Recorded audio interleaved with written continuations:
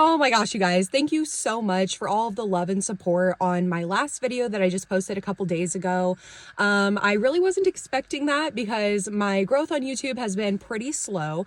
But I really appreciate you guys liking and subscribing and sharing and also commenting and sharing your thoughts on these topics, because it is so important that we talk about these things, because talking about these things brings awareness to these things, and bringing awareness to these things are what causes us to see change in our society that is beneficial for everyone, and in this case particularly children, which is like of utmost importance in my opinion. But I'm not just going to sit here and assume that all of you guys know who I am, all of you guys know my story, and all of you guys can understand why I am so passionate about this subject to the point that I'm okay with this being my entire social media identity. So today I just wanted to sit down and take the time to share with you guys my full story beginning to end. Now, a lot of you guys might recognize me because I was on the We're All Insane podcast where I did share my story there, but I wanted to take the time to be able to film this, edit it, and post it on my own platform. Although Devora did an amazing job and she was literally incredible. If you guys are not following We're All Insane and supporting Devora,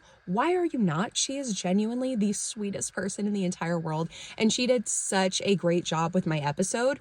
But, you know, it's my story, and I would like to post my story on my account in my own editing style and my own whatever, make it my own because it is my own. So make sure you like, comment, share, and keep the conversation going, because having these conversations are what protects our children. Okay, now let's get into the trauma dump. So like I said before, please protect yourself. We're going to talk about child abuse, child sexual abuse, extortion of children. I mean, pretty much anything bad that you can think of when it comes to harming children. So protect your mental health, protect yourself. If you cannot watch this video right now, totally fine. I completely understand that. I just want to be really raw and vulnerable with you guys so that you guys can see where I'm coming from. I hope that makes sense. I was raised in a house with my mother, my stepfather, and two brothers. Both of my brothers were my stepbrothers through my father, so none of us had the same mom. Actually, I take that back. Me and my little brother have the same mom, but we had different dads. And then my brother and my other brother don't have the same mom, but they have the same dad. Does this make sense? But growing up, I historically have said that I had a pretty normal childhood until it wasn't normal anymore. However, the more that I've been in therapy and I've been healing and reflecting on my experiences in life, I realized that my childhood was not normal in the least bit at all. I obviously don't have very clear memories of my early childhood, but I do know that I only ever had one good memory with my mother.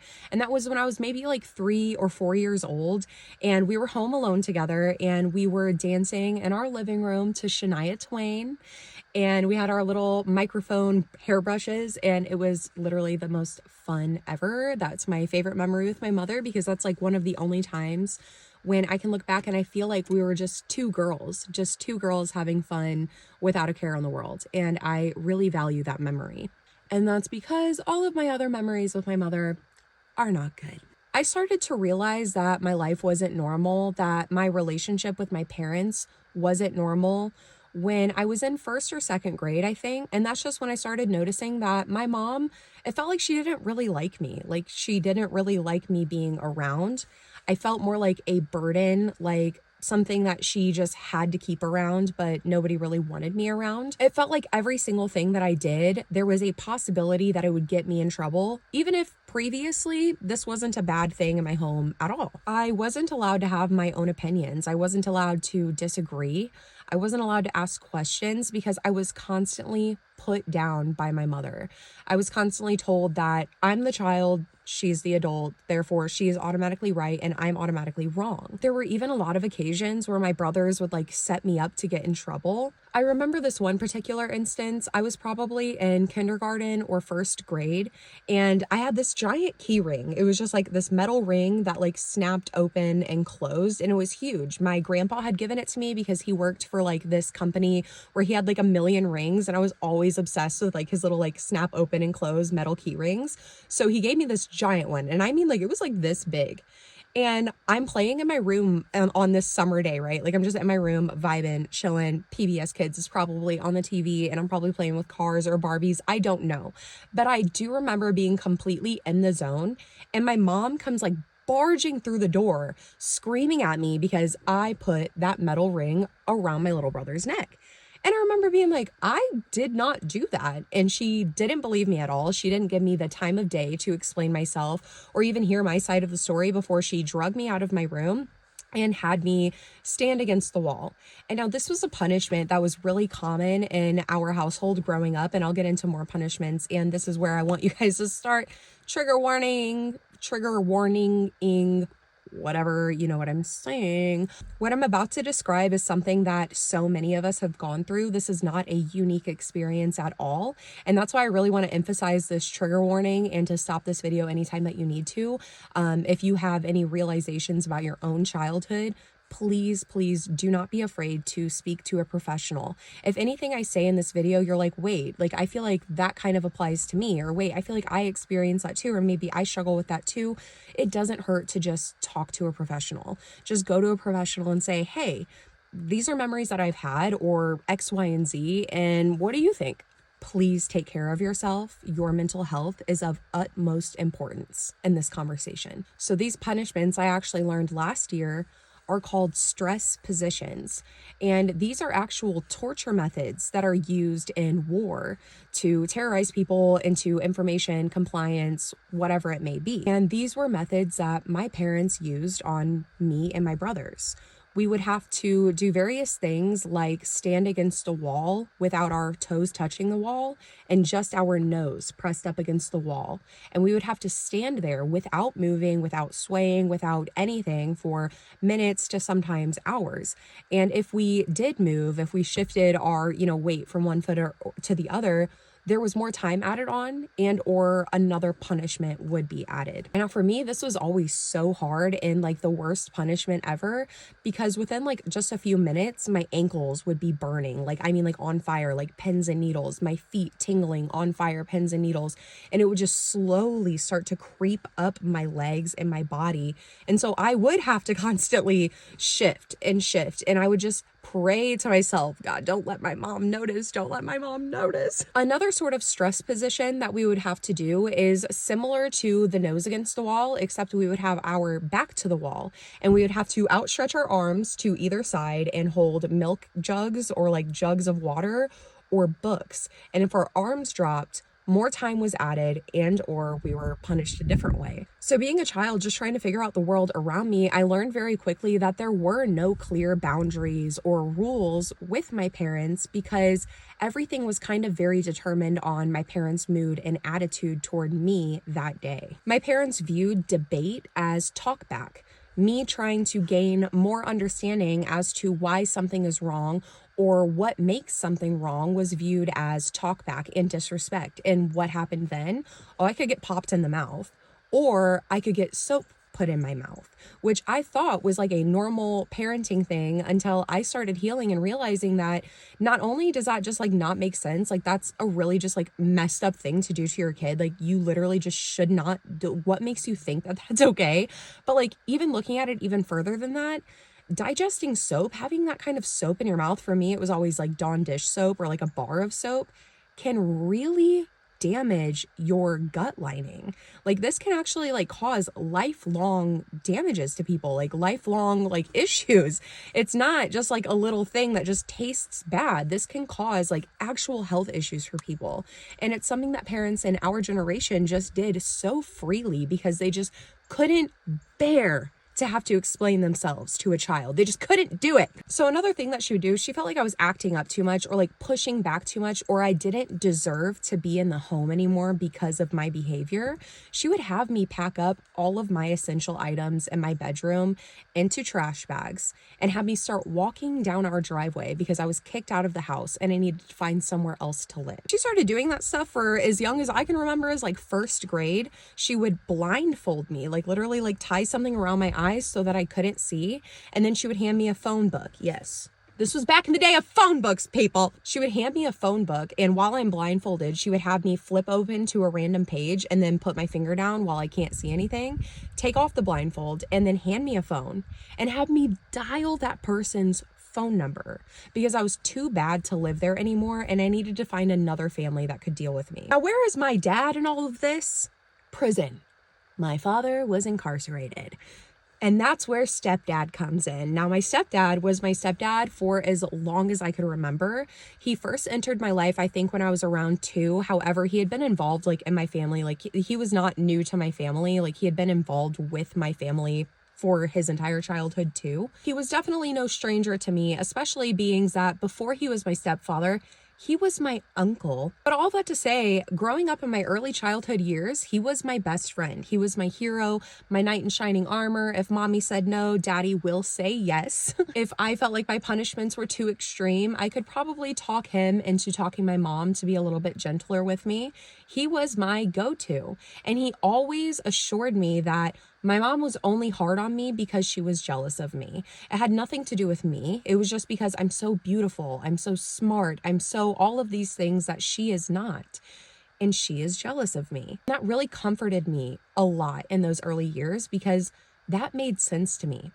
And it also didn't help that I had all of my other family saying the exact same thing, that the reason my mom was so hard on me was simply because she was jealous of me. So that kind of put me in a position of loving her even more and feeling sad for her and wanting to like earn a role in her life. And also absolutely hating her because like, how in the hell is that my problem? And that polarity really aided in my sexual abuse. As I got older and as I started maturing, I started feeling different about my relationship with my stepfather. The behavior didn't really change. Like he was always still doing the same things that like he had always done my entire life. Kissing me on my lips, embracing me, smacking my butt, commenting and making sexual jokes and comments on my developing body, things like this. But as I got older, I started really getting uncomfortable with this kind of attention because I noticed that none of my friends' dads treated them that way. None of my friends' dads talked to them in the way that my stepdad was treating me and talking to me. In middle school, my friends' dads weren't having them sit in their lap to snuggle and cuddle with them after my friends made them mad to like earn the love back. That wasn't something that I was seeing happening in my friend's home. I didn't see my friends' parents smacking my friends' butts. I didn't see my friends' parents making sexual jokes about my friends' developing bodies. In fact, I would see my friends' parents be like disgusted at any sort of sexual innuendo or joke at all. So I started feeling really uncomfortable in my home, but then I felt bad about how I was feeling because I told myself that I had no reason to feel that way. My mother was a victim herself as a child, and she definitely did not let me forget that. She constantly reminded me about what happened to her when she was a child and how she would do anything that she could to protect me from that happening to me. And that's why she was so hard on me. That's why she does the things that she does. But she didn't. The straw that really broke the camel's back for me, that really made me realize that I'm not crazy, I'm not overreacting. Every single feeling that I have felt about this relationship is valid, and I am very unsafe unless I do something about this myself, was when I was in 8th grade.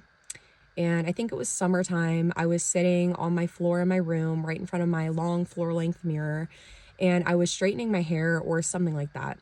And I'm scrolling my phone, and my stepdad comes into my room, and he shuts the door behind him, which I find very strange because that usually means like I'm getting talked to privately, which is usually like when I'm getting in trouble or something. And I hadn't gotten in trouble for anything that day. So I was like, what's going on? And he sits on the end of my bed and he lays out this plan for me on how I can make money, on how I can start working. And I was super excited to hear this plan because I was 13 years old. I was just now starting to get into makeup and all of those things. And I wanted my own money. Yep, I wanted to be able to spend my own money. That sounded really nice to me. And that's when he tells me that he has a job for me. So I'm even more excited. And he tells me that it's photography. I'm even more excited. And then he tells me, but it's not really photography, it's videos. And I won't be the ones taking the videos or photos. I would be in them with him. And the less clothes I wear, the more money I can make. And we can start doing it here at the house, just kissing and cuddling like we always do. And I will film it and email it to who I need to email it to. And you don't have to worry about anybody you know seeing this footage, seeing this content, because my buddies at work distribute it overseas. Yeah. And what do you say in that moment when the person that you love the absolute most, he was my best friend. I trusted him more than any other person in my life. But what do you do when the person who you trust the absolute most tells you something that is absolutely insane, and something that they would never do that? That's crazy. He would never actually do that, though. But then it just sat heavy on my chest but he did. He did just ask me that, in a very detailed manner, might I add. And I froze. I didn't say no. I didn't say anything. He eventually just stood up and said that he would give me, like a week to think about it, but not to tell anybody, especially not my mom. And he left my room. And I just kind of remember sitting there frozen in time for I don't really know how long. And eventually I picked up my phone and I called my bestest guy friend, because I wanted to know, like, is this like normal? Like, am I crazy? And he answers the phone with his typical little greeting to me, so childlike and innocent as I look back. And I just broke down crying to him. And I told him everything that my stepdad had asked me to do. And I will never forget his words. And mind you, this is another 8th grade boy. He said, "Danielle, you need to call the police, like right now." And that's, I feel like, when it really set in that, like, not only is this real, like it is really happening, but I am in actual danger. Like, this is nothing lighthearted. But I didn't call the police. I was too scared. And also, I didn't know that a kid could call the police. Did you know that? That if you are in a position like that, you can call the police. I didn't know that I could go to anybody unless it was somebody that, like, I personally knew. And that's just not true. And I wish that I had known that and been more confident in that knowledge, because I continued on with my life as normally as I could for about a week after that. I kept to myself. I stayed in my room. I did my chores. I didn't talk. I didn't rock the boat. I really tried to stay as invisible as I possibly could, because I was trying to avoid him. I didn't want to answer his question. I knew that I didn't want to do it, but I didn't want to hurt his feelings. I didn't want to make him think that I didn't want to make money. I didn't want him to think that I was lazy and unwilling. I didn't want him to think that I was a hypocrite, because as he had pointed out, and my parents had pointed out multiple times, I was already being explicit online and talking to men. Now, granted, they viewed that through their perverted adult lens, and looking back, I understand that I was just in relationships with people I thought were the same age as me and who really loved me and I could really trust, because I was not getting that security at home. And he used that to try to groom me into agreeing with this, to do this with him. And so for about a week, I didn't rock the boat. I tried to keep to myself. I followed all of the rules, and I did a good job. I didn't get in trouble. I stayed pretty much under the radar all week. And then toward the end of that week, I'm laying down on the couch, scrolling on my phone. And my little brother's in the living room as well. He's sitting on the floor in front of the TV, right in front of it, where he is never supposed to sit. He always got in trouble for that. And my stepdad is in the reclining chair to the left of the couch. And I'm laying on my back, scrolling on my phone, when all of a sudden I get a text. And I see that it is from my stepdad.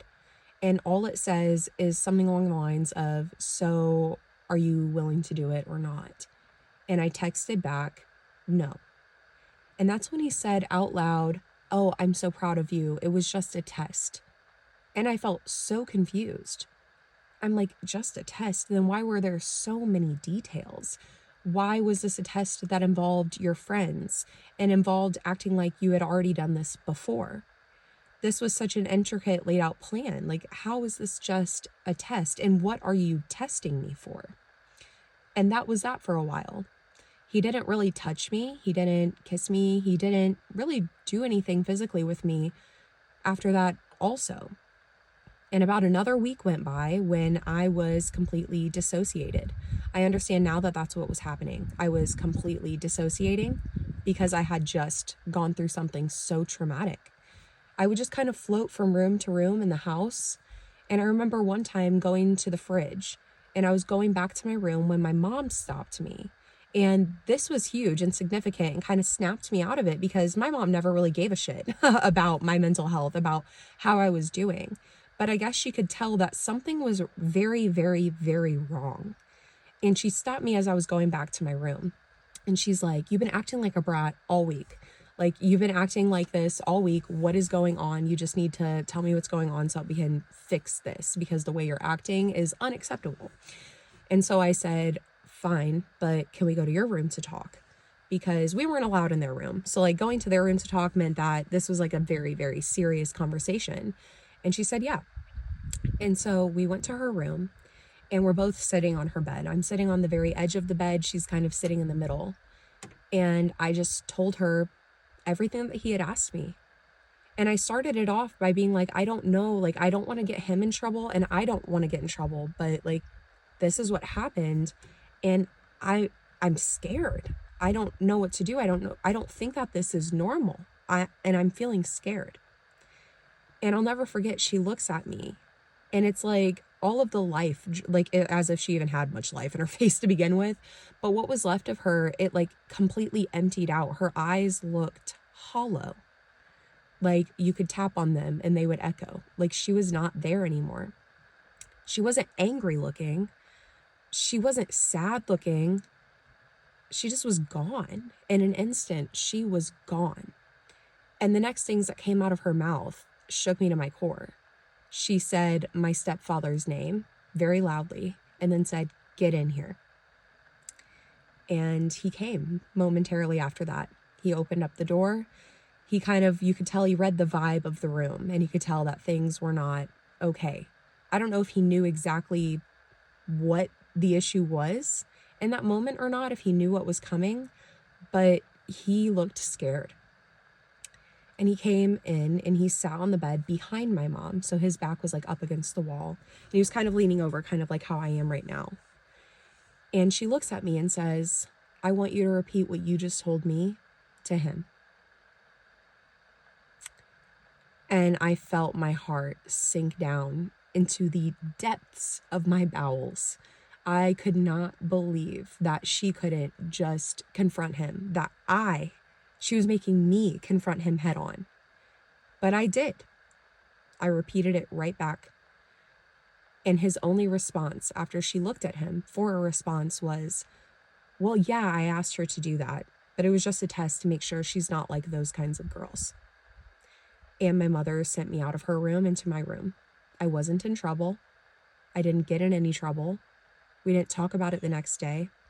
Quite literally, nothing changed. And I was so confused. And to this day, I sit here and I ask myself, like, I wonder, what was that conversation? What did he say to her? What did she say to him? Did she know and was just upset that I was starting to get suspicious? Was she completely blindsided? Did she always suspect this? But I will never know the answers to those questions. Because like I said, after that, things just went back to normal. It took me a long time to kind of break out of my trauma, I guess, my dissociation, and kind of get back into feeling as comfortable as I could at home, although I never felt comfortable again. But eventually things did go back to normal. Eventually me and my dad were kissing again, and he was embracing me and hugging me and smacking my butt. And our relationship felt like it was moving pretty quickly. But how could I say no? How could I say that The behavior was making me uncomfortable when he was allowed to ask me to make child sexual abuse material with him, and my mom didn't even think that that was a valid enough reason for me to feel uncomfortable or scared. So I allowed it to continue because I had convinced myself that this is just the way that he shows me love. This is normal within our family. Our family's just different. And then he cheated on my mom. He cheated on my mom with a girl much younger than him. And this broke my mom, I think, even more than finding out that he asked me to make adult material and content with him. Because when I told her what happened with me, she didn't even shed a tear. But the morning that I found out that my stepfather was cheating on my mother, I found out because she was quite literally screaming, crying, throwing a fit. I woke up for school that day and all I hear is screaming. Like, I mean, yelling, screaming, and I'm hearing things crashing. It sounds like things are being thrown. So I leave my room to go see what's going on, and I open up my mother's door, and I just see her throwing everything and breaking things and screaming on the phone. And I remember asking, like, what's going on? And that's when she tells me that my stepdad's nothing but a dirty, lying cheater, and he got with some girl that's like so much younger than me and blah, blah, blah, blah, blah. And I just remember I closed the door and just walked back to my room because I was like so unsurprised and literally didn't feel bad for my mom at all. And as short-lived as that little affair was, it really just showed me how little my mother cares about me, her kids in general, and how much she just worships this man who does not give a damn about her. The entire time that they were separated, she used my Facebook and used me to stalk his girlfriend and would sit there and belittle his girlfriend with me, make me participate in calling her ugly and pointing out any flaws that this girl might have had simply because she stole her husband. I don't know why, but eventually they got back together. I think the entire fling lasted just like a couple weeks or maybe a month or so. But after they got back together is when I started feeling really unsafe again.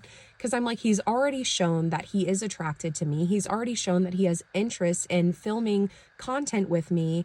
And then he left my mom for a younger girl that looked similar to me, and now he's back to snuggling with me, being affectionate with me physically and all these other things, and it's moving a lot faster at this point. And summer's coming up again, which means he'll be home more, I'll be home more, and I couldn't help but think to myself, if he could get away with asking me the first time, then he can absolutely get away with forcing me to the next time. And I had to really evaluate how much danger am I in? That's when I remembered that I had caught him filming me and my friends through holes in my wall before. And a little bit of a side note story time on that story. Me and my friend in middle school were at my house dancing in my bedroom when it was really late at night, okay? Like, give us a break. We're just middle school girls trying to have fun, okay? Two white girls just trying to learn how to twerk, okay, in 8th grade. It's really late at night. All of my family is sleeping. I know, because we live in a small house. I can hear that nobody is awake. So the way our house is laid out is like, it was my bedroom and then a bathroom and then my brother's room. And on the other side of the house was my parents' room, where they had like their own bathroom, everything. The kitchen's on that side of the house, everything. Literally no reason for them to be on the other side of the house where we are that late at night. There were holes in my bedroom wall that led to the bathroom between mine and my brother's room. Now, how those holes got there is quite literally a mystery to this day. They originated in the bathroom from where like a towel rack was like hung up on a wall, and it got torn down, which like caused a little bit of a hole in the bathroom. But then suspiciously throughout like the next couple of weeks after that happened, the hole just kept burrowing further and getting bigger. And then eventually it burrowed into my room, and there was just a hole like about the size of my finger, a little peephole straight into my room. Now, I would try to keep this hole like filled with toilet paper and stuff, but it would always mysteriously disappear. So I eventually just got used to having said hole in my room. And I guess I was just hoping that nobody was doing what I caught somebody doing. But yeah, on this night when we're dancing, we decide to stop dancing. It's probably around midnight. We're sweaty, we're hot, we're thirsty.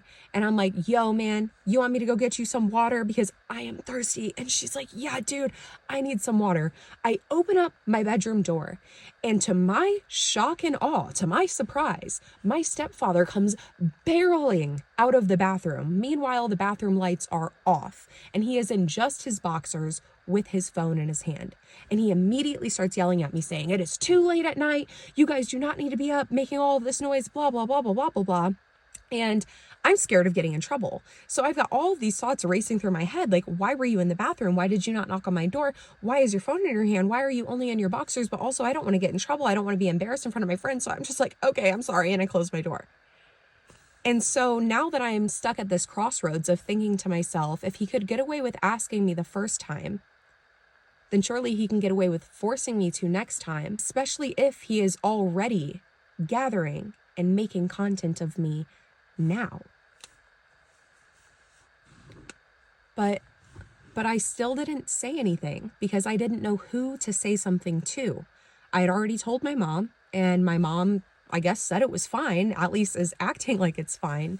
So I kept it to myself. It wasn't until my second semester of 9th grade in high school, I had a friend, and this friend was recently placed in foster care this second semester. And whenever I was hanging out with her, she disclosed to me exactly why she was put in foster care, what got her put in foster care. I was so curious because I was friends with her for like all of these years and she seemed healthy and happy and normal. What changed? What happened? And that's when she disclosed to me some child sexual abuse that she experienced at the hands of her stepfather. Things that happened early in her childhood, and things that did not include penetrative rape, things that did not include force, things that did not include the things that I was taught and made to believe this is what child sexual abuse is.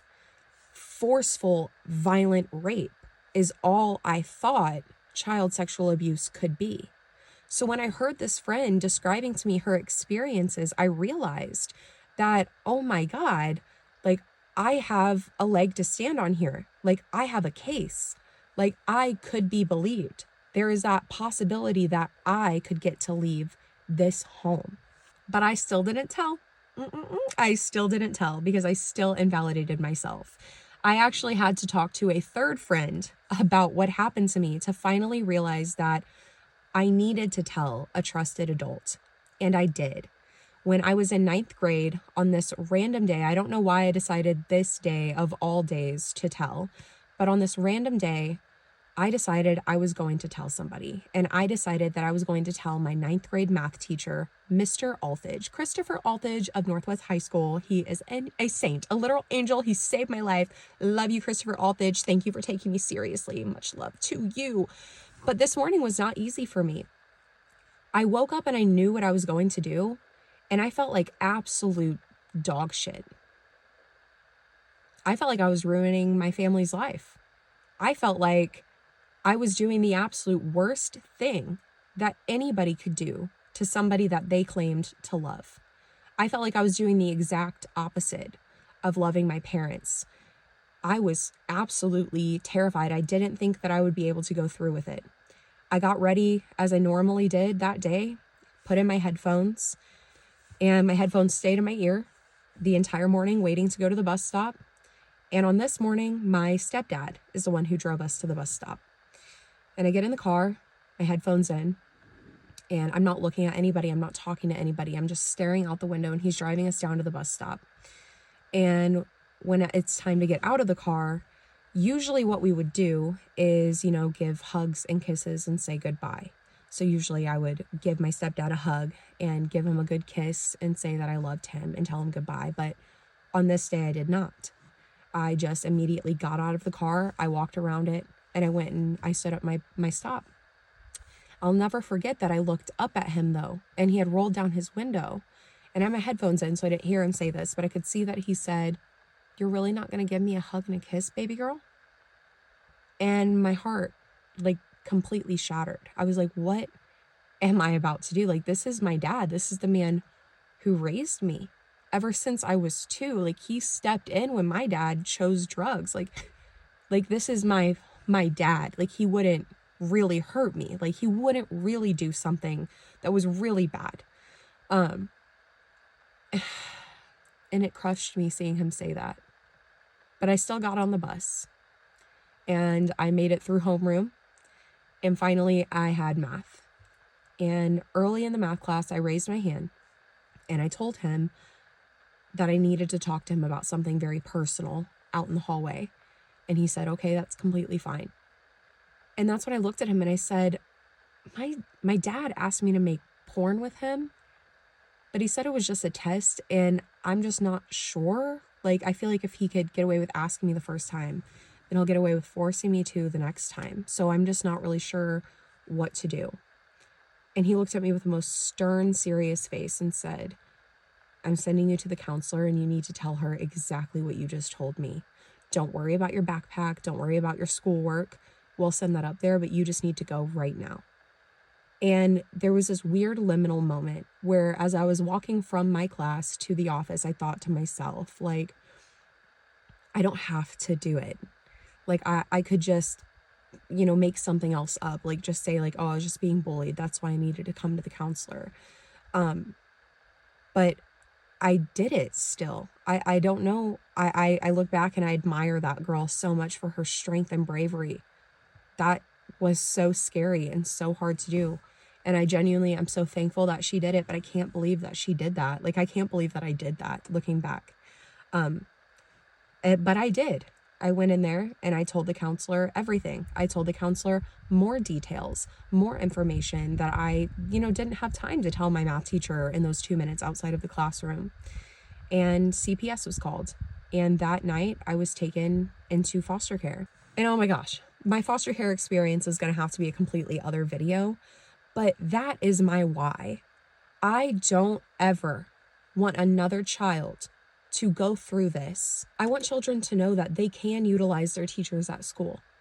That school is not just a place to go and learn. That school is a safe place, that they don't have to keep these secrets. So sorry for the heavy video. I'm sorry if I triggered you. I'm sorry if this was long and chatty and it was hard to keep up with.